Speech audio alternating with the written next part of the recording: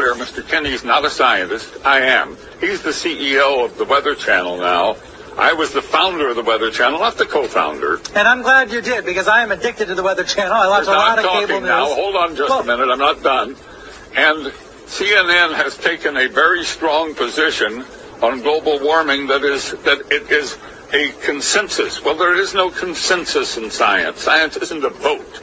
Science is about facts. And if you get down to the hard, cold facts, there's no question about it. Climate change is not happening. There is no significant man-made global warming now. There hasn't been any in the past, and there's no reason to expect any in the future.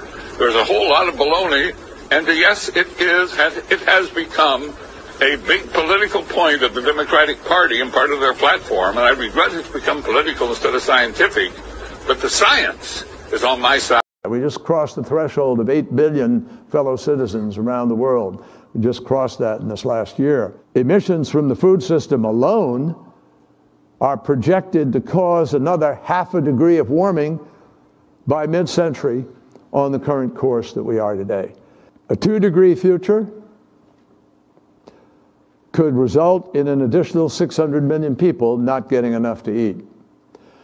And you just can't continue to both warm the planet while also expecting to feed it.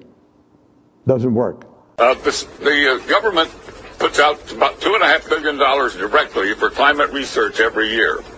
It only gives that money to scientists who will produce scientific results that support the global warming hypothesis of the Democrat Party position. So they don't have any choice. If you're going to get the money, you got to support their position. Therefore, 97% of the scientific reports published support global warming. Why? Because those are the ones the government pays for, and that's where the money is. It's real simple. But that doesn't mean it's right. That doesn't make it true. That only makes it bought and paid for. The money goes in circles. So we have to reduce emissions from the food system to keep the 1.5 degrees alive. Why do we have to keep 1.5 degrees alive? Because scientists, as a basis of physics and mathematics, not ideology and politics or party labels or anything else, as a matter of physics and mathematics and some biology and chemistry have told us these are the consequences. I'm not a scientist, so I'm not going to try to refute you on the facts. I'll simply say that the vast majority... Please stand back from this issue and let the two sides be on the air. I'm not a scientist, so I'm not going to try to refute you on the facts.